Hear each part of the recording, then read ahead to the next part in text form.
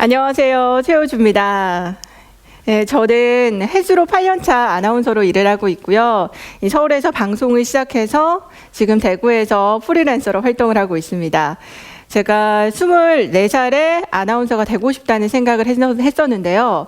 그 이전에는 하고 싶었던 게 전혀 없었어요. 그래서 20대 중반에 공부하는 데만 시간을 투자했던 기억이 있거든요. 되돌이켜 보면은 조금 아쉬웠던 부분이 그 초중고 정규 과정에서 찾아야 할 저의 꿈과 진로, 준비해야 되는 것들을 조금 돌아왔다는 거죠. 돌아서 왔다는 부분이 조금 아쉽습니다. 그런 시간이 있어서 여기에 계시는 우리 학부모님들과 앞에서 강의를 할 수 있는 그런 소중한 경험이 생기는 것에 대해서는 굉장히 감사하게 생각합니다. 하지만 조금 아쉬운 부분이 있다면 그 전에 겪어야 할 것들을 조금 돌아왔다는 것들이 조금 아쉽다고 생각을 해서 저를 만나는 우리 학생들은 진로 찾기, 꿈 찾기 그 기간이 조금 줄었으면 하는 그런 바람으로 진로 강사라는 또 다른 직업을 가지고 있습니다. 강의를 하다 보니까 다른 사람들의 경험이라든지 얘기를 참 많이 듣게 돼요. 어느 날 제가 식당에서 학부모님들의 얘기를 들었었거든요. 이제 첫 번째 어머니가 이렇게 말씀하시더라고요. 한 드라마를 보더니 우리 아들이 군인이 되고 싶어 한다. 이제 꿈이 장래희망이다. 장래희망이 군인이다. 이렇게 말을 하더라고요. 그래서 이제 애국심이 생겼구나. 이렇게 얘기를 해요. 그런데 이제 두 번째 어머니가 말씀을 하시기를 우리 딸의 장래희망은 의사다. 라고 얘기를 하는 거예요. 그래서 우리 집안에 없던 이제 사자가 생겼다. 이런 드라마는 자주 방영이 돼야 된다. 라고 얘기를 하시면서 이제 군인과 의사가 이제 사돈이 몇 자. 이렇게 농담 삼아 말씀하시더라고요. 그런데 그 세 번째 분이 굉장히 심각하십니다. 어떻게 말씀을 하셨냐면은, 그래, 나는 너무 부럽다. 우리 아들의 장래 희망은 공룡이다. 이렇게 얘기를 한 거예요. 그래도 공룡이면은 그래도 씩씩하고 건강하게 자라겠다. 이렇게 얘기를 하는데 그 네 번째 분이 제일 심각하십니다. 어떻게 얘기를 하시냐면은 그래 공룡은 살아라도 있지. 그런데 우리 딸의 장래 희망이 핫도그다. 이렇게 얘기를 하는 거예요. 그래서 사랑하는 우리 딸 커서 뭐 되고 싶어? 라고 얘기했을 때 엄마는 핫도그 이렇게 얘기를 하는 거예요. 이제 초등학교 때까지는 자기가 좋아하는 것들, 경험한 것들 이것저것 다 하고 싶잖아요. 그런데 이제 중학교에 입학해서 본격적으로 국영수를 배우기 시작을 하면은 이제 현실을 즉시하게 됩니다.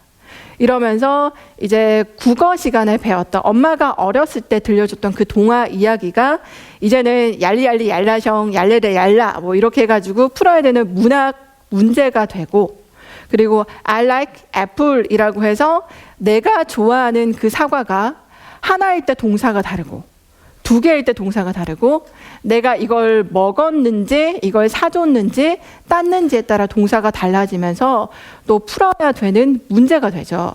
그러면서 과자가 10개가 있는데 동생한테 과자를 2개를 줬다? 그러면 우리 수정이한테는 과자가 몇 개가 남았지? 라고 동생에게 나눠주던 이 과자조차 이제 공식에 대입해서 풀어야 될 문제가 되는 겁니다. 이러면서 우리 아이들은 현실과 마음이 싸우면서 사춘기가 오게 되죠. 체험으로 했던 그 즐거운 모든 경험들이 이제는 등수가 매겨지면서 현실을 직시하게 됩니다. 이럴 때 우리 학부모님들이 해주실 부분에 대해서 말씀을 드리고 싶습니다. 우리 아이들의 적성과 흥미, 가치관에 대해서 조금 고려를 해 주셨으면 하는데요. 이 중에서 적성이라는 점은 몇 년의 시간을 거쳐서 우리 아이의 잘하는 점을 발견을 해야 되기 때문에 흥미와 가치관에 대해서 얘기를 드리려고 합니다. 실제로 그 직업을 선택을 할 때도 이 흥미와 적성과 가치관이 고려가 된다면은 자기가 즐기면서 행복하게 할 수 있는 직업이 될 수 있다고 해요. 그 부분에 대해서 알려드릴 거고, 먼저 흥미 분야로 직업을 선택을 하면은 이런 식으로 나올 수가 있어요. 스필버그 감독 아시죠? 스필버그 감독은 어렸을 때부터 사진 찍기를 좋아했대요. 이제 사진 찍기를 좋아해서 자연스럽게 직업이 영화 감독이 됐습니다. 그리고 나이팅게일 같은 경우에는 어렸을 때부터 누군가를 도와주는 일에 행복을 느꼈다고 해요. 그러면서 자연스럽게 간호사라는 직업을 가지게 됐고, 우리 아이들 많이 좋아하는 아이돌 그룹 엑소. 엑소의 그 카이 같은 친구가 춤을 굉장히 잘 추잖아요. 이 친구는 어렸을 때부터 춤추기를 너무 좋아해서 직업을 가수로 가지게 됩니다. 이런 흥미를 고려하는 부분에 대해서 말씀을 드리려고 하고요. 우리 아이가 이것 좋아해 저것 좋아해 라는 생각은, 주관적인 생각은 있지만 구체적으로는 잘 모르시잖아요. 그래서 이거를 수치로 확인할 수 있는 방법이 있어요. 그게 바로 홀랜드 검사라는 거거든요. 이 홀랜드라는 미국의 심리학자가 사람은 6가지 유형으로 나뉜다 라고 얘기했고, 그 6가지 흥미와 직업 환경이 일치할 때 아이들이 더 행복하고 즐겁게 일을 할 수 있다고 그렇게 얘기를 한 거죠. 그 부분에 대해서 자세하게 말씀을 드릴 건데, 6가지가 현실형, 탐구형, 예술형, 사회형, 준치형, 관습형 이렇게 나옵니다. 이런 식으로 이해해 주시면 될 것 같아요. 우리 아이가 평소에 과학 시간을 좋아한다 라고 하면, 우리 아이가 좀 탐구형이구나 라고 생각해 주시면 되고, 우리 아이가 음악 시간을 좋아한다 라고 하면은 우리 아이는 예술형에 가깝구나. 그런데 우리 아이가 과목은 좋아하지 않은데 그 친구를 좋아한다, 학교에서 얘기하는 걸 좋아한다 라고 하면은 사회형입니다. 사회성이 매우 뛰어나기 때문이에요. 그런데 과목도 좋아하지 않고 그러다고 친구랑 잘 지내는 것도 아니야. 이런 친구는 어떤 유형이라면은 머리 안에는 학교는 가야 되는 곳이라고 인지를 하고 있어요. 그렇기 때문에 현실형에 가깝다라고 이렇게 좀 이해를 해 주시면 돼요. 이 부분에 대해서 자세하게 설명을 드리도록 하겠습니다. 그리고 이 검사가 나오면은 저는 항상 6팀이 나오잖아요. 그럼 그 친구들에게 저는 이렇게 얘기를 해요. 자유롭게 너희가 가고 싶은 여행 계획을 세우고, 그 다음에 스스로가 동물로 한번 생각을 해봐. 그 이유에 대해서도 나에게 알려줘 라고 이렇게 얘기를 하거든요. 그래서 그 흥미의 유형과 이런 실험을 했을 때 아이들이 어떻게 나오는 것에 대해서도 함께 말씀을 드리도록 하겠습니다. 먼저 현실형인 아이들입니다. 우리 아이가 이런 유형이구나 잘 한번 생각해 주셔야 돼요. 현실적인 아이들은 사람들과 지내는 것보다 기계를 만지거나 몸을 움직이는 걸 상당히 좋아해요. 그리고 자신만의 기준이 머리 안에 있기 때문에 그 원리 원칙에 딱 맞게 행동을 하는 거죠. 자신의 가치관에 위배되지 않는 그 행동을 이렇게 한다라고 생각해 보시면 되고, 또 구체적으로 눈에 보이는 것들을 좋아합니다. 눈에 딱 나오는 그 결과를 좋아해요. 직업적으로 생각을 하면은 군인이나 경찰이나 자동차 정비원, 운동선수, 이런 사람들이 현실형에 가깝다라고 하는데, 그 제가 아는 지인분 중에서 사회성이 굉장히 높으신 어머니가 계세요. 어머니가 계신데 이분의 그 소원이 그거예요. 아들 2명이랑 남편이랑 같이 커피숍에 가는 거예요. 아들이 2명이거든요. 그래서 이제 커피 마시자라고 해서 커피숍에 데리고 오는 것까지는 성공을 하셨대요. 그런데 이제 커피가 나오자마자 이 남자 3명이서 동시에 커피를 원샷을 한 거예요. 그러면서 자, 이제 커피 마셨잖아, 가자, 이렇게 된 거예요. 엄마가 지금부터 얘기를 하려고 하는데 너희 이러면 안 된다라고 얘기를 하죠. 커피 마시자면서. 커피 마셨잖아, 그럼 가자, 이렇게 나오는 거예요. 그 남자 3명이서. 그래서 우리 현실적인 유형은 되게 공대 남자들이다 라고 생각을 해주시면 되고, 단순하고 솔직합니다. 그래서 여행 계획을 세우라고 하면은 이렇게 나오죠. 여행은 안 가기로 합의해요. 안 가기로 합의하고 제가 20분의 시간을 주거든요. 안 가기로 합의하고 계속 놀아요. 팀명은 발표가 싫어요. 우리는 호랑이라고 생각한다. 힘이 있기 때문에. 이렇게 단순하게 생각하는 게 우리 현실형이다 라고 할 수 있습니다. 그 다음에 예술형입니다. 예술형은 그 감수성이 굉장히 예민해요. 예민하고 규칙적인 활동을 좋아하지 않고 이것도 했다가 저것도 했다가 왔다 갔다 이런 유형이 좀 예술형에 가깝습니다. 그리고 이 친구들의 그 직업을 선택을 한다면 디자이너나 연예인이나 뭐 화가, 음악가 등등 있겠죠. 그런데 이 친구들에게 이제 여행 계획을 세워보라고 하면은 이렇게 나와요. 그림부터 그려요. 그림부터. 이제 여행 계획은 중요치 않고 선생님 제가 그림을 그렸는데요. 막 그림 얘기만 계속해요. 그래서 너희 여행 어디 가는데 그거 나한테 얘기해 줘야지 라고 하면은 우리 일본 갈 거고요. 뭐 금요일에 갔다 월요일 올 거예요. 이렇게 얘기해요. 즉흥적으로 왔다 갔다 하겠다는 거죠. 그런데 여기 발표의 포인트는 이거예요. 그 조장이 정명규라는 학생이거든요. 보면은 정명규가 뒤에 숨어 있어요. 그래서 선생님 저 정명규 우리 명규가 여기 있어요. 이것만 계속 얘기를 하는 거예요. 이런 식으로 이제 그림에 대해서 되게 창의적이다라고 할 수 있고 또 하나가 더 있어요. 여행을 북한으로 갑니다. 북한에 가서 고무보트를 타고 어디 가겠다라고 얘기를 하죠. 그런데 우리 현실형인 아이들은 자 북한은 내가치 위배돼 갈 수 없는 곳이라고 지금 머리에 있어요. 그렇기 때문에 갈 수 없는 곳인데 예술형은 가죠. 이런 식으로 차이가 있고 두 가지 그림을 좀 비교를 하면은 왼쪽이 현실형이고 오른쪽이 예술형의 나이입니다. 자, 현실형의 나이는 갈 수 있는 곳만 가요. 영천의 보현산에 1박 2일로 가요. 그런데 이제 예술형의 나이들은 꿈나라로 가요. 꿈나라 여행 가요. 자, 점심을 먹고 배부르게 먹는다. 20분 정도 산책 후 친구 집에 간다. 보일러를 튼다. 이불과 베개를 준비한다. 눕는다. 잔다. 꿈나라 여행. 이렇게 얘기하는 거야. 그리고 우리 현실형 아이들은 동물은 돼지고 예술형 아이들의 동물은 유니콘입니다. 이런 식으로 흥미가 어느 정도 노출이 됐냐에 따라서 아이들이 이렇게 달라지는 겁니다. 이제 그 다음 형은 우리의 사회형을 좀 살펴볼 거예요. 사회형. 사회형은 사람들과의 관계를 굉장히 좋아합니다. 사람들의 영향을 많이 받는 거죠. 그래서 도와주거나 얘기를 많이 들어주거나 이렇죠. 나중에 자라서 회식을 좋아할 가능성이 매우 높습니다. 이런 아이들입니다. 그래서 이런 아이들이 여행을 갈 때는 이거 하나 이해해요. 봉사활동을 가요. 봉사활동에 가서 그 같이 묻어서 그냥 자겠다. 마련해 주는 곳에서 불평, 불만 없이 자겠다. 이렇게 얘기를 하죠. 그래서 사람한테 해를 끼치는 게 싫은 거예요. 이런 식으로 아이들의 흥미 유형이 나와 있고 스스로가 소라고 생각을 해요. 믿음직하고 성실하기 때문에 나는 소다라고 생각을 하는데 만약에 우리 아버지가 사회형이 높은 우리 어머니와 이제 자식을 만난다면 또 반대로 굉장히 힘들 수도 있겠죠. 그런 유형들을 설명해 드렸습니다. 그리고 이 친구들은 여행을 많이 가요. 많은 곳을 돌아다녀요. 이게 여행 계획을 세우라고 했을 때 일본 가고 미국 가고 호주 가고 중국 가고 필리핀 가고 다 가요.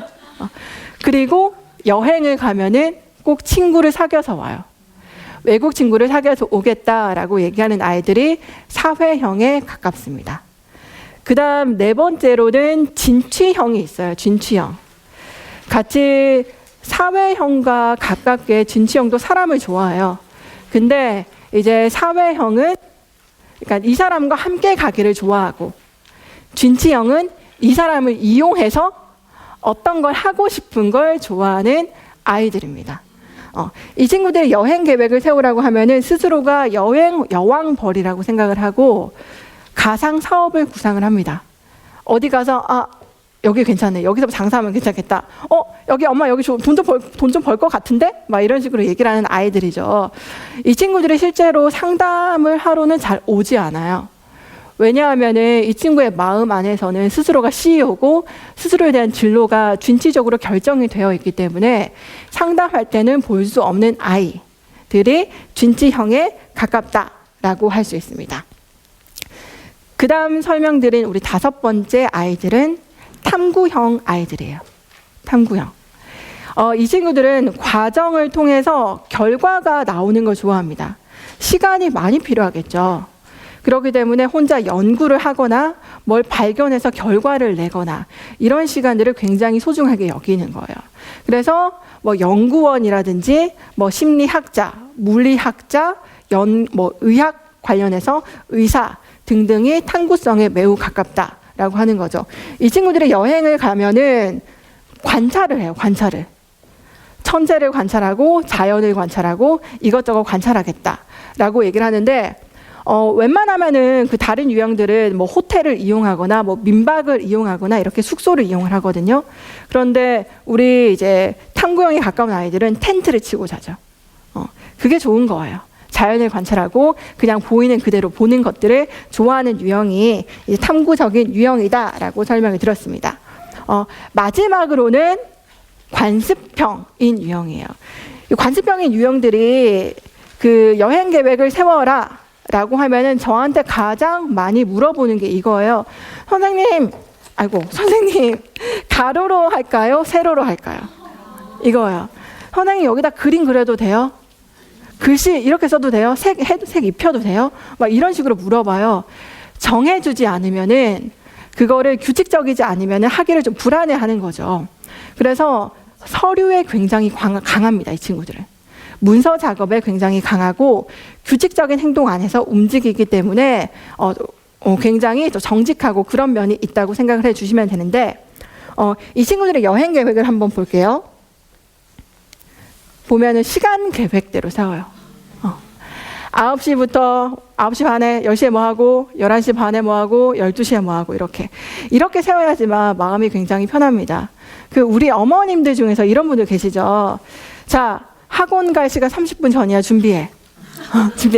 자, 30분만 놀고 들어와. 자, 10분 뒤에 출발하자. 자, 2시에 어디 가는 거야? 라고 얘기하시는 분들은 관습병에 가까우신데 놀라지 마세요. 예술형이나 진취형에 가까우신 분들은 자, 놀았지? 가자. 이렇게 얘기를 합니다. 친구분들이랑 얘기 한번 해보세요. 어떻게 시간 관리를 해주시는지. 그래서 관습형인 아이도 있고 우리 어머님들, 부모님들도 그런 유형이 있다라는 것을 같이 설명을 드렸습니다. 이 오른쪽에 보면은 그 8시 반에서 12시까지 바다 산책을 하고 이제 12시 땡 되면은 점심을 먹으러 간다라고 관습형이 정해졌어요. 그럼 우리 관습형인 아이들은 12시가 땡 되면은 가요. 밥 먹으러. 가요. 그런데 사회성이 가까운 아이들은 어떻게 될까요? 사회성이 가까운 아이들은 배고플 때까지 얘기해요. 뭐 밥 안 먹어도 되지. 끝까지 얘기해서 저녁까지 얘기할지도 몰라요.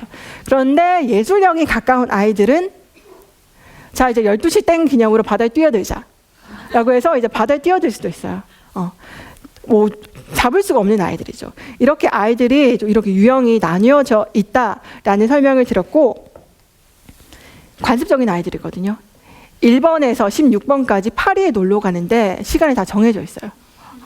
이거하고 저거하고 자세히 보이지는 않죠. 정해져 있는데 이 친구들한테 예술형인 아이들한테 물어봤어요. 얘들이랑 같이 여행 갈래? 라고. 절대 못 가요. 절대 못 가요. 이렇게 얘기를 합니다. 이런 유형의 차이가 있고 만약에 이 6명의 유형에서 제가 갑자기 자 수업 여기까지 하고 번지점프 하러 가자 라고 얘기를 하잖아요. 갑자기 번지점프 제가 하러 가자고 한 거예요. 그러면은 누가 먼저 나서서 막 가려고 할까요? 예술형일 수도 있어요. 가장 먼저 나서기를 좋아하는 진취형이 먼저 이제 나서서 가요 해요.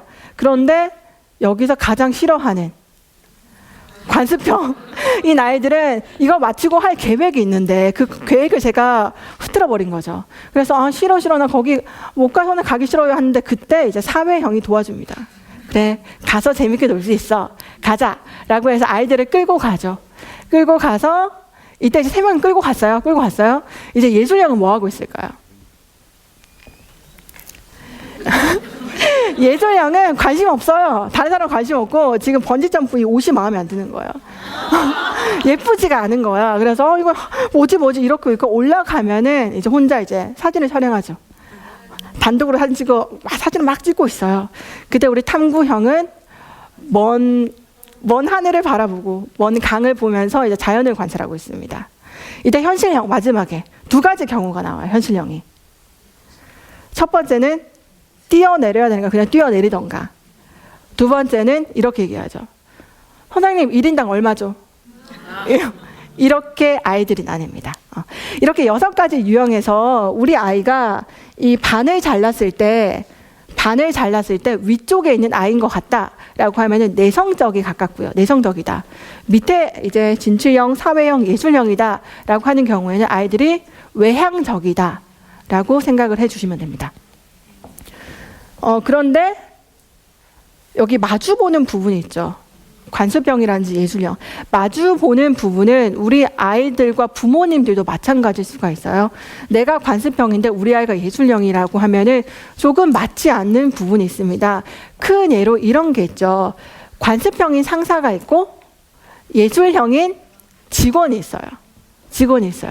관습형인 상사와 예술형인 직원이 있습니다. 그래서 관습형인 상사가 예술형인 직원한테 자, 문서 좀 가져와 라고 하면은 우리 예술형인 아이가 어떻게 문서를 갖다 줄까요? 글자체 바꾸고, 자, 글에 색을 입히고, 이 그림을 삽입을 해가지고, 자, 부장님, 자, 문서 가져왔습니다. 주죠. 그러면 이제 우리 관습형이 있는 이제 상사님, 부장님들이 막 너무 놀라는 거예요. 이런 애를 어떻게 뽑았지? 답답해 하는 거죠. 근데 그걸 반대로 한번 생각을 해볼게요. 자, 관습형인 직원이 있고 예술형인 상사가 있어요. 문서를 가져와 라고 하면 우리 관습형이 어떻게 문서를 갖다 줄까요? 그죠? 자, 글자는 10, 굴림체. 딱 이렇게 해가지고, 자, 글자 중간으로 고정해서 딱 갖다 주죠. 그러면은 이제 예술형은 답답해 하는 겁니다. 이런 식으로 차이가 있는 거예요. 우리 아이들도 마찬가지라는 겁니다. 하고 또 예술형이랑 사회형도 맞지 않다라는 건데, 사회형 같은 경우에는 그 우리 아버지들.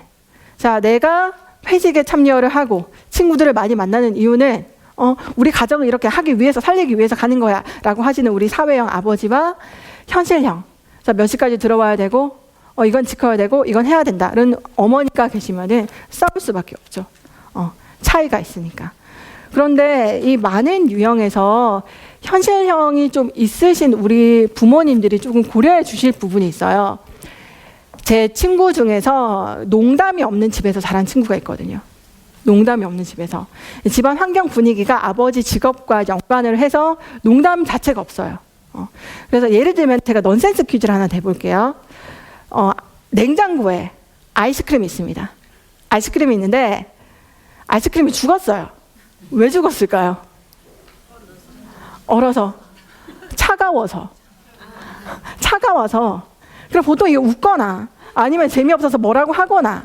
네, 제 친구는 어떻게 얘기를 하냐면은 아이스크림은 생물이 아닌데 왜 죽어? 이렇게 저한테 얘기해요. 그러면은 미안. 내가 잘못했다. 그래, 너에게 혼란을 준 내 잘못이다. 미안하다. 이렇게 사과를 하는 제 친구가 있어요. 그래서 이 친구가 한 번은 좀 아버지에게 위로를 받고 싶어서 좀 상담을 요청을 드렸대요. 근데 아이가 상처를 받은 거예요. 아버지가 보통 이렇게 얘기를 하시죠. 현실형이시면은 아이가 40점을 받다가 갑자기 80점을 받았어요. 그럼 보통 이렇게 얘기하잖아요. 우리 아빠가 내가 이렇게 기쁜데 우리 우주가 얼마나 더 기쁘겠어. 너무 기분이 좋다. 이렇게 얘기를 하시겠죠. 근데 이 아버지는 어떻게 얘기하시냐면은 방심하지 마. 방심하지 마. 20점만 더 올리면 100점이야? 이렇게 얘기를 하시는 거예요. 너의 문제가 뭔지 알아? 너는 조직 생활을 모르기 때문이야. 내가 너랑 살아봤잖아. 내가 니랑 살고 있잖아. 내 딸아. 네 친구는 너 때문에 더 답답하다고. 막 이런 식으로 현실적으로 아이한테 충고를 해주는 거예요. 그럼 우리 아이는 상처를 받을 수가 없습니다. 그래서 감정적으로 어떤 걸 좀 상담하러 오신다면은 진실은 죽었다고 생각하시고 현실을 좀 죽었다고 생각을 하시고 좀 따뜻하게 받아주셨으면 하는 그런 바람이 있습니다. 또 진취형과 탐구형을 예로 들도록 하겠습니다. 진취형인 아이들은 많이 돌아다니죠. 많이 돌아다녀요. 근데 탐구형인 아이들은 한 곳에 있는 걸 좋아합니다. 만약에 어머니가 진취형이셔가지고 막 가져가면 우리 탐구형인 아이들은 힘들다는 거예요. 회식 자리를 봐도 진취형인 사람들이 1차, 2차, 3차, 4차 막 돌아다니잖아요. 근데 탐구형에 가까운 사람들은 1차에서 끝내고 싶은 거예요. 이렇게 차이가 있는 겁니다. 그래서 이 유형들을 이해를 좀 하신다면은 우리 아이와 그 호흡이 훨씬 더 좋을 것 같지 않냐라는 그런 얘기를 좀 드리고 싶고요. 아마 홀란드 검사를 하면은 이렇게 좀 나올 거예요. 그 검사지를 해석하는 방법에 대해서도 조금 자세하게 알려드릴게요. 빨간색 모양 있죠? 이 칸을 밑에 확대를 한 거거든요. 확대를 했는데 위쪽이 원점수입니다. 원점수가 어떤 점수냐면은 아이들의 점수예요. 1번부터 6번까지 있으면은 순위대로 나오는 점수입니다. 그런데 플러스 마이너스 4점 정도가 되면은 같은 점수구나라고 생각을 해주시면 돼요. 그러니까 예술형이 22점이고 관습형이 23점이다. 그러면은 플러스 마이너스 1점이잖아요. 그래서 같은 유형이네 이렇게 고려해 주시면 되는데, 보실 게 표준 점수입니다. 표준 점수가 내 또래 다른 아이들과 비교를 했을 때 어느 정도 우리 아이 점수가 있냐 그거거든요. 50점을 평균이라고 생각을 했을 때 50점이 보통이고 50점 이상이 되면은 이 유형이 조금 더 뛰어나구나. 50점 이하면은 이쪽으로 좀 체험을 시켜야 되겠다라고 생각을 해주시면 됩니다. 그래서 원점수랑 표준 점수에 대해서 말씀을 드렸고요. 그리고 나면은 이제 육각형에 이런 모양이 나올 거예요. 육각형으로 어느 쪽으로 분포가 되어 있냐라고 나올 건데, 밑에 화면에서 좌측에서부터 1, 2, 3, 4번입니다. 1, 2, 3, 4번일 때 어느 정도로 분포가 되어야지 우리 아이가 골고루 분포됐다고 생각을 하시나요? 세 번째. 많은 분들이 세 번째라고 생각을 하십니다. 근데 정답은 1번처럼 분포가 나와야 돼요. 1번이 어떤 분포냐면은 골고루 관심이 있는데 어느 한쪽으로 조금 더 관심이 더 있는 것들, 흥미 분야가 확실한 거죠. 2번이 어떤 유형이냐면은 한 곳만 보는 거예요. 다른 데 전혀 관심이 없는 거예요. 나중에 진로를 결정할 때 이 부분이 굉장히 위험할 수 있습니다. 다른 곳을 둘러보지 않기 때문에. 세 번째 그림 같은 경우에는 이것저것 다 좋은 거예요. 이것도 좋고 저것도 좋고, 엄마 나 다 좋아 다 좋아 다 좋아 막 이렇게 얘기하는 친구들. 네 번째는 이게 정말 심각하거든요. 관심 있는 게 하나도 없는 거예요. 하나도 없어가지고 모르겠어 나 모르겠어 고등학교 어디 가지 몰라 이런 유형입니다. 이런 아이가 나온다면은 뭐 박람회를 데리고 가시든지 아니면은 뭐 얘기를 통해서 뭐 매체를 많이 접하게 하셔가지고 흥미를 골고루 좀 분포를 시키실 필요가 있다라는 점에서 말씀을 드렸습니다. 그래서 유형이 1번부터 6번까지 순서가 있다고 했죠. 그런데 이제 두 가지 유형으로 나뉠 수가 있어요. 두 가지 유형. 두 가지 알파벳, 두 가지 유형으로 나와야 되는 이유에 대해서 설명을 드릴게요. 우리 아이가 예술형이 가깝고 관습형이 가깝고 탐구형이 가깝다고 해서 하나의 유형이 나오는 게 아니라 그 뒤에 다른 유형들이 따라서 나옵니다. 다른 유형. 그래서 그 두 가지 코드에 대해서 말씀을 드리고 싶어요. 하나 예를 들어 볼게요. 아까 제가 의사는 탐구형에 가깝다라고 말씀드렸죠. 의사들은 탐구형에 가깝다. 그런데 의사들이 이제 과를 선택할 때, 자기의 전공을 선택을 할 때 다양한 과에 가잖아요. 산부인과에 갈 수도 있고, 뭐 성형외과 갈 수 있고, 정형외과를 선택을 할 수 있고, 각각의 그 과를 마음에 드는 과를 선택을 하는데 그 과를 선택할 또 기준이 있다는 거죠. 탐구형이 가깝고 사회성이 높은 의사들은 어떤 과에 가면 행복할까요?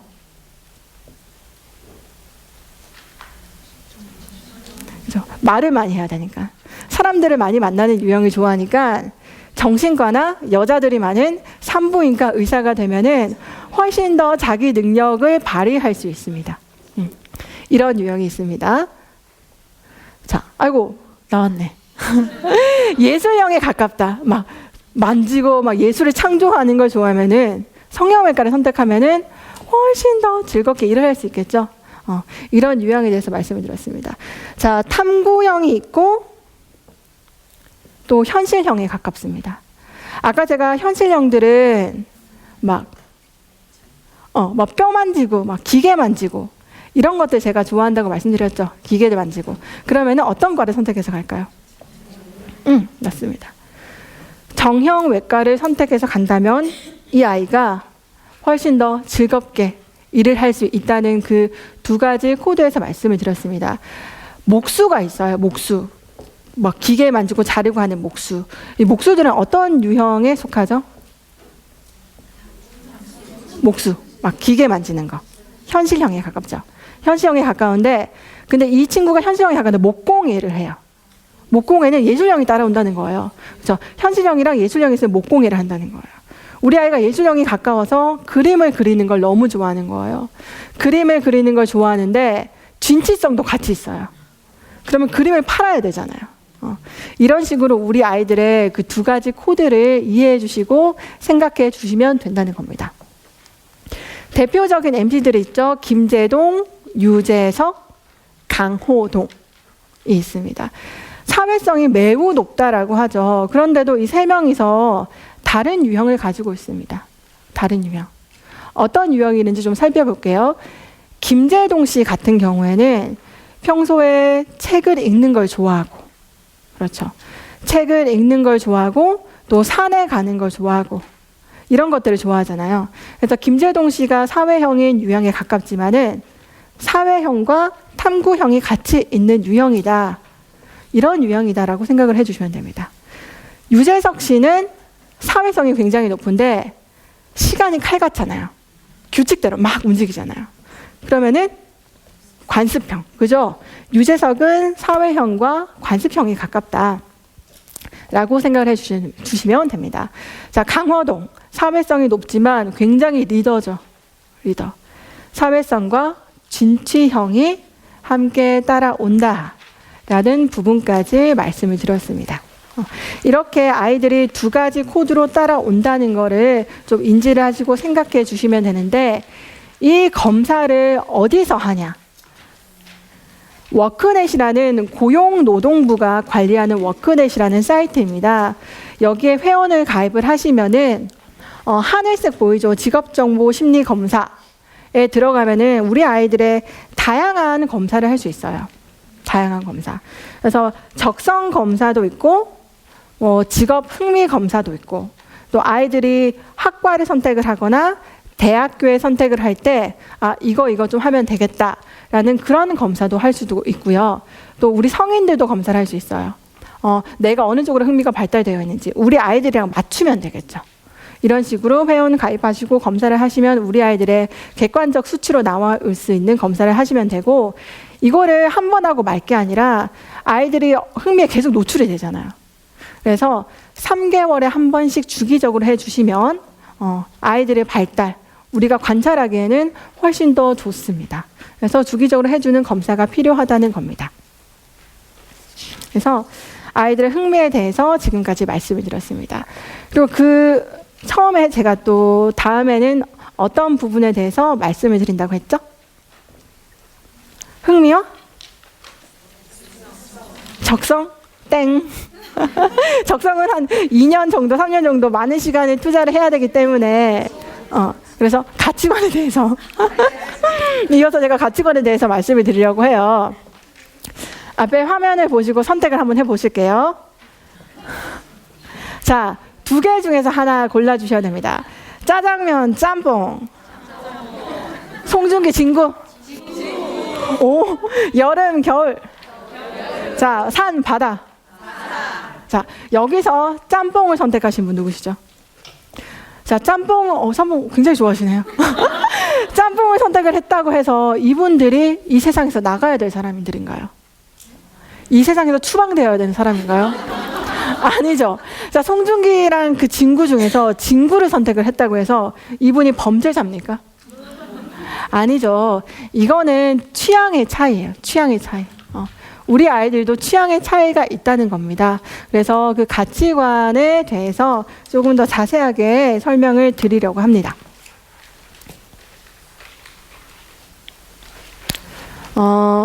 앞에 사진이 보이죠? 왼쪽에 있는 분이 우루과이 대통령, 호세 무이카라는 대통령이에요. 오른쪽에 있는 대통령이 핀란드 여성 최초 대통령입니다. 대통령. 근데 이분들의 가치관에 대해서 얘기를 할까 하는데, 왼쪽에 호세 무이카 대통령 같은 경우에는 대통령 관저에서 살지 않아요. 관저에서 살지 않고 20km 떨어진 곳, 떨어진 농가에서 살아요. 농가에서 살고, 이 사람의 전 재산은 1987년도산 중고자동차 한 대.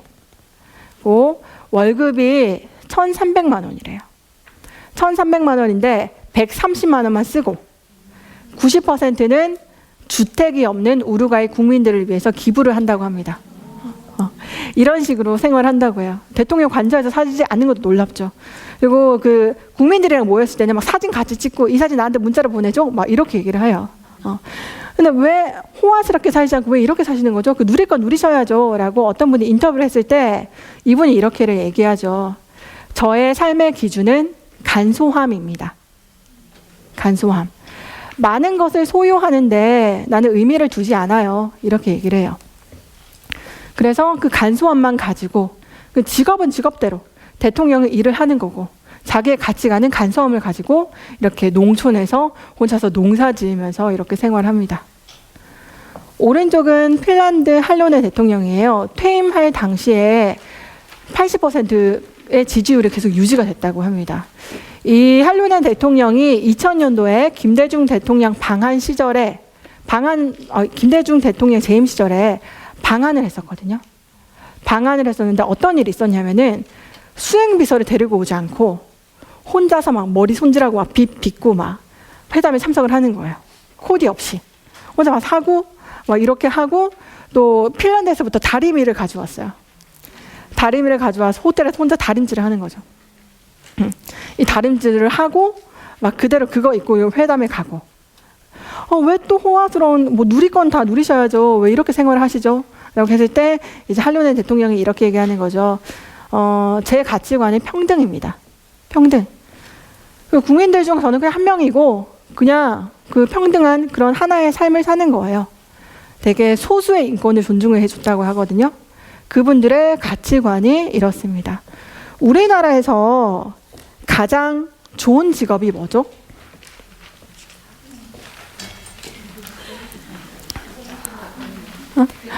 공무원, 연예인. 우리나라의 그 최고의 직업이라면 공무원이죠. 공무원이 되면은 자, 시집 잘 갈 수 있고, 자, 지금 노후가 보장이 되고, 공무원을 많이 선호를 하십니다. 그렇죠. 실제로도 공무원을 많이 선호하십니다. 그런데 우리나라 말고 영국 있죠. 영국에서 가장 좋은 직업이 목수랑 전기를 관리하는 사람들이라고 해요. 영국 아이한테 너희 아빠 직업 뭐야? 라고 했을 때 우리 아빠 공무원이라고 하면은 너 이제 좀 힘들겠다 이렇게 얘기를 하고 너희 아빠 직업이 뭐야? 라고 했을 때 우리 아빠는 전기 관리하는 사람 목수야 라고 하면은 와 진짜 부럽다 너 이제 진짜 부자구나 라고 이렇게 얘기를 합니다. 각자의 가치관이 있고 그 가치관의 차이가 있다는 거죠. 이 차이를 좀 알려면은 이런 방법이 있어요. 가치관을 아시려면은 우리 아이가 이런 부분에 좀 소중하게 생각하는구나, 소중하게 생각하겠구나가 아니라 놀이가 있어요. 가치관 놀이라고 해서 네가 지금 살면서 소중하게 생각하는 거 한 8가지만 생각을 해봐봐 라고 얘기를 해요. 8가지 아이가 좀 고민을 하면서 8가지를 쫙 적어내겠죠. 그럼 지금부터 이상형 월드컵 아시죠? 이상형 월드컵. 그것처럼 자 너의 가치관은 여유로운 생활과 돈. 그래서 이렇게 막 가치관 월드컵처럼 막 이렇게 올라가는 거예요. 그럼 최고의 가치관이 하나가 나오죠. 그러면 이 아이의 가치관은 우선 우리가 알고 있는 가치관은 이거다. 라고 생각해 주시면 됩니다. 이런 식으로 아이들의 가치관을 좀 발견해 주시면 되고 아니면은 아이들이 얘기를 하고 대화를 나눌 때 어떤 점에서 좀 중점으로 얘기를 하는지 잘 들어주시면은 그것도 좀 발견할 수 있는 그런 시간이 되지 않을까라는 그런 생각을 해봅니다. 또 이어서 나라별 부자의 기준에 대해서 좀 살펴보도록 할게요. 이게 멕시코 나라의 멕시코의 한 도시의 사진인데 왼쪽이 빈민층, 오른쪽이 부자. 도로 하나를 사이에 두고 이제 왼쪽과 오른쪽이 이렇게 나눠져 있는 겁니다. 도로 하나를 사이에 두고 왼쪽에는 이제 빈민층, 오른쪽에는 부자. 이렇게 나뉘어져 있는 거예요. 그래서 각각 나라별 부자의 기준에 대해서도 조금 살펴보도록 하겠습니다. 부자 기준 살펴보실 때 그 나라의 이미지를 좀 생각해 보세요.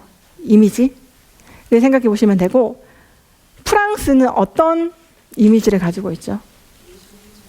예술적이고 여유롭고 이런 프랑스의 기준이 있죠. 프랑스의 퐁피두 전 대통령이 삶의 질에서 정한 기준입니다. 부자는 이렇다라고 정한 기준이죠. 1번 외국어를 하나 정도는 할 수 있어야 하고, 2번 직접 즐기는 스포츠가 있어야 하고, 3번 다룰 줄 아는 악기가 있어야 하며, 4번 남들과는 다른 멋을 내는 요리를 할 수 있어야 하고, 5번 공분에 싸움이 났으면은 그냥 의연히 참여를 하고, 6번 약자를 도우며 봉사활동을 하는 게 부자의 기준이다 라는 거죠. 외국 사람들 굉장히 여유롭잖아요. 여유로운 이유가 아마 나라의 분위기에서 오지 않나 라는 그런 생각이 좀 들고요. 자, 영국 하면은 어떤 게 떠오르세요? 신사의 나라와 남자들이 좋아하는 스포츠의 나라죠. 영국의 부자의 기준을 이어서 볼게요. 영국의 중산층 기준입니다. 옥스퍼드 대학교에서 제시한 기준인데요. 이 밑에 보면은 축구 사진이 하나 있죠. 자, 남편분들과 얘기할 때 자기의 꿈이 뭐야? 라고 했을 때 나는 50평 이상의 그 집을 하나 가지는 게 내 꿈이야 라고 할 때 우리 남편의 꿈은 뭘까? 라고 하면 남편이 이렇게 얘기하죠. 내 인생에서 영국에 직접 가서 직접 그 축구를 보는 게 나의 꿈이다 라고 이런 속상한 소리를 하시죠. 굉장히 현실형에 가깝기 때문에 그런 부분에 대해서 얘기를 하는 겁니다. 자, 영국의 중산층 부자의 기준을 살펴보도록 하겠습니다. 1번 페어플레이를 할 것, 2번 자신의 주장과 신념을 가질 것, 3번 독선적으로 혼자서 막 행동하지 말고, 4번 약자를 아끼고 강자에게 대응을 할 것, 5번은 불의와 불평, 불법에 의연하게 대처할 것이라는 거죠. 이 스포츠 나라답게, 신사의 나라답게 이런 게 굉장히 중요하다라고 얘기를 했습니다. 미국의 부자의 기준 볼게요. 미국의 밑에 이제 오바마만 대통령만 딱 봐도 어떤 분위기다라고 느껴지죠. 우리나라의 그 국기는 특별한 날에 개항을 하잖아요. 그죠? 뭐 공휴일, 뭐 기념일에 개항을 하는데 미국은 참 신기한 게 매일매일 막 집 앞에 막 국기를 국기를 계속 붙이고 있잖아요. 자동차에도 막 꽂고. 이게 나라를 너무 사랑하는 것 같아요. 이게 애국심이 굉장히 강한 것 같습니다. 미국 영화만 봐도 결국에는 이제 미국의 승리. 맞아. 영화에 보면 그런 주제가 이렇게 이어지잖아요. 아마 그것도 이제 나라별 분위기가 좀 적용이 되지 않았나라는 그런 생각이 듭니다. 그래서 미국의 부자의 기준은 자신의 주장에 떳떳하고, 또 두 번째는 사회적인 약자를 도와야 하고, 또 부정과 불법에 저항하고, 그 외에 책상 위에는 정기적으로 받아보는 그 책이나 비평지가 있어야 되는 거예요. 그 외국 사람들은 그 신문이라든지 책을 들고 막 많이 다니잖아요. 이거 있으면 그냥 부자인 거예요. 마음의 부자인 거예요. 그 분위기가 있기 때문에 막 떳떳하게 멋있게 들고 다니는 거죠. 이런 차이가 있습니다. 자, 마지막으로 우리나라의 부자의 기준을 살펴볼게요. 자, 여름 대비하셔서 5만 원권 부채 정도 가지고 계시죠? 근데 그거 집에서 만들고 계시잖아요. 침대는 그 매트리스가 아니죠. 막 5만 원이 푹신푹신한 그런 거 하나쯤 가지고 계시리라고 믿습니다.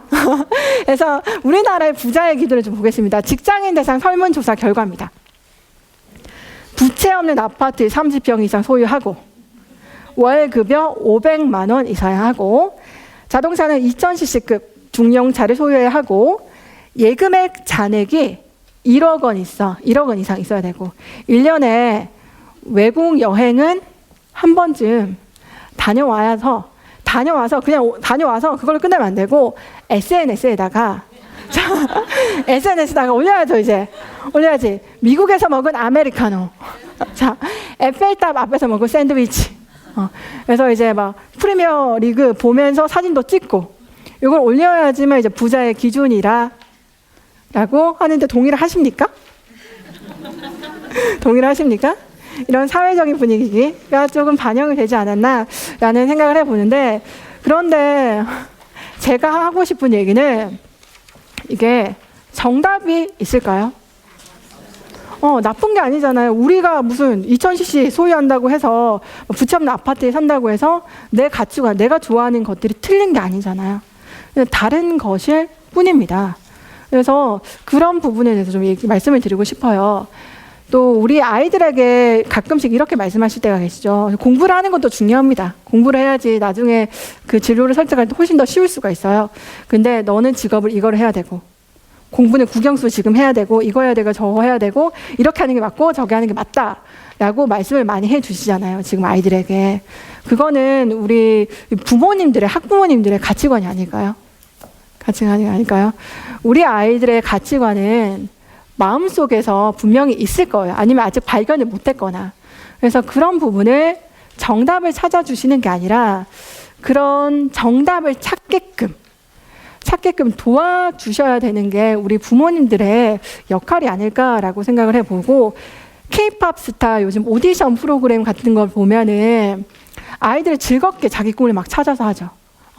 그런 프로그램 보면은 막 노래 부르고 춤추는 게, 엄마가 노래 불러, 춤춰, 너는 가수를 해가 아니라 아이들이 진짜 막 미쳐가지고 막 노래 부르고 춤추고, 나는 이 돈을 벌어가지고 우리 엄마 집을 사줄 거예요, 우리 아빠 집을 사주고, 이런 훌륭한 얘기를 하잖아요. 이런 좋은 얘기를 하잖아요. 이렇게 즐길 수 있도록 가치관을 좀 내버려 두고 같이 찾아주는 게 훨씬 더 좋지 않을까라는 그런 생각을 좀 드리고 싶고요. 제 친구 중에서는 친한 친구가 저를 포함해서 3명이 있습니다. 3명이 있어요. 한 명은 지금 대기업에 다니고 있고, 한 명은 중소기업에 다니고 있고, 한 명은 저 같은 프리랜서. 이렇게 해서 중소기업, 대기업, 프리랜서 이렇게 하고 있어요. 저희끼리 모이면 다양한 얘기를 많이 하잖아요. 이 얘기 저 얘기 하다가 대기업에 다니는 친구한테 물어봤습니다. 야, 누구누구야, 너희 회사의 단점은 아무것도 없는 것 같다. 단점은 전혀 없지 않냐? 뭔데? 단점 있으면 얘기해봐라 라고 했을 때 제 친구가 이렇게 얘기를 했습니다. 우리 회사의 단점은 많은 사람들이 우리 회사를 아는 것 빼고 다 단점이다 라고 얘기한 거죠. 이 친구는 새벽 7시에 출근을 해서 밤 9시에 퇴근하는 그 삶을 10년, 이제 몇 년 뒤면 10년이거든요. 10년 가까이 하고 있어요. 그래도 이 생활을 즐기고 행복해하는 이유가 제 친구의 가치관은 명예예요. 명예욕이 굉장히 강한 거예요. 그래서 아무리 힘들어도 나는 이 회사에 다니고 있어 라는 게 떳떳한 거죠. 우리 부모님도 좋아하고. 이래서 이 친구는 이 회사에 계속 다닐 거랍니다. 계속 다닐 거랍니다. 그런데 그 두 번째 중소기업에 다니는 친구가 있어요. 그 친구에게 물어봤어요. 너희 회사 장점이 뭔데? 장점이 뭐야? 라고 했을 때 제 친구가 이렇게 얘기했어요.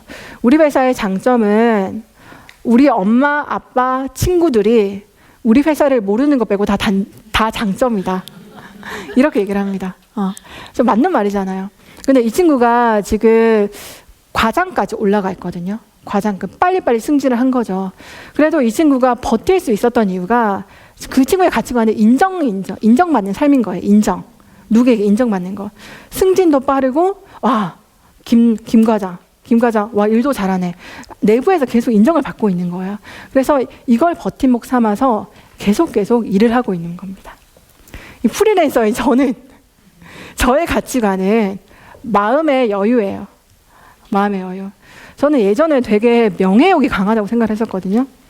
한 자리를 차지를 하겠어, 막 이런 게 강하다고 생각했는데, 정신을 차리고 보니까 그 한 자리를 다른 사람한테 계속 주고 있더라고요. 계속 도와준다는 거죠. 그 사람이 그 자리를 차지하게끔. 그렇게 해주는 게 너무 저는 즐겁고 행복을 한 거예요. 그리고 또 바쁜 삶도 한번 살아봤는데, 그러면 제가 정신을 못 차리는 거예요. 힘들고.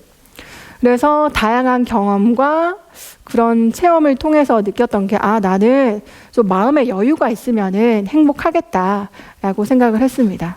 근데 이거 가치관이 또 바뀔 수가 있어요. 내가 얼마나 또 노출됐냐에 따라서. 하지만 저의 가치관은 마음의 여유. 그래서 제가 원하는 시간에 원하는 강의를 좀 선택해서 할 수 있는 부분이 아닐까라는 그런 가치관에 대해서 말씀을 드렸고요. 가치관이 다양하죠. 누구는 성취욕이 강한 사람이 있고, 돈이 중요하다라고 하시는 분도 있고, 개인 업무, 같이 일하는 걸 힘들어 하시는 분도 계세요. 개인 업무가 중요할 수도 있어요. 또 여유, 저같이 여유 있는 그런 삶이 좋으신 분들도 있고, 영향력을 발휘해야 돼. 한 자리에서 영향력을 발휘해야 되는 친구도 있고, 공부를 계속하는 게 중요한 사람도 있습니다. 애국심이, 나라를 너무 사랑하는 사람도 있고, 그리고 이제 밖에서 활동하는 것보다 안에서 활동하는 걸 좋아하는 사람도 있고, 또 누구를 도와주는 삶을 좋아하는 사람도 있어요. 각자의 가치관인 겁니다. 이런 가치관을 우리가 찾아주는 일을 해야 된다는 겁니다. 그래서 이 가치관이라고 하면 자신의 삶에서 중요하다고 믿고 의미 있다고 생각하는 것들, 우리 아이가 의미 있다고 생각하고 소중하게 여기는 것들, 그 부분에 대해서 말씀을 드렸는데요. 그림을 제가 끝으로 설명을 하나 해드릴게요. 이 그림이 올해 3월에 있었던 일이에요. 디즈니랜드. 미국의 디즈니랜드에서 있었던 일입니다. 그 디즈니랜드 퍼레이드 막 하잖아요. 퍼레이드 막. 하는데 갑자기 어떤 소녀가, 어린아이가 퍼레이드 하기 전에 막 뛰어와가지고 바닥에 누워버린 거예요. 누워버렸어요. 그때 난리가 났죠. 이제 퍼레이드 볼 사람들은 지금 저 아이 혹시 위험할 수도 있으니까 옆으로 빼라. 아니면은 방해가 된다. 이런 사람도 있을 거고, 다친다. 그래서 이런 사람도 있는데, 직원들이 그 아이를 보더니 한 명씩 바닥에 다 누워요. 바닥에 다 누워요. 그러면 하는 얘기가, 하늘을 가리키면서 저 하늘에 뭐가 보여? 이렇게 얘기를 한 거예요. 저 아이가 다운 증후군을 앓고 있는 소녀였거든요. 같이 누워서 아이의 꿈 얘기와 아이가 지금 생각하는 것들을 같이 막 얘기를 하는 거예요. 퍼레이드 전에 가장 중요한, 손님을 많이 끌 수 있는 이런 것들. 그래서 우리 부모님들도 아이가 재미있어 하고 흥미있어 하는 것들 있죠. 소중하게 여기고 가치 있어 하는 것들을 같은 방향으로 바라봐 주시면은 우리 아이들이 더 행복하지 않을까라는 그런 말씀을 드리고 싶고요. 더불어서 제 얘기도 끝까지 경청해 주시고 들어주셔서 진심으로 감사 말씀드리겠습니다. 고맙습니다.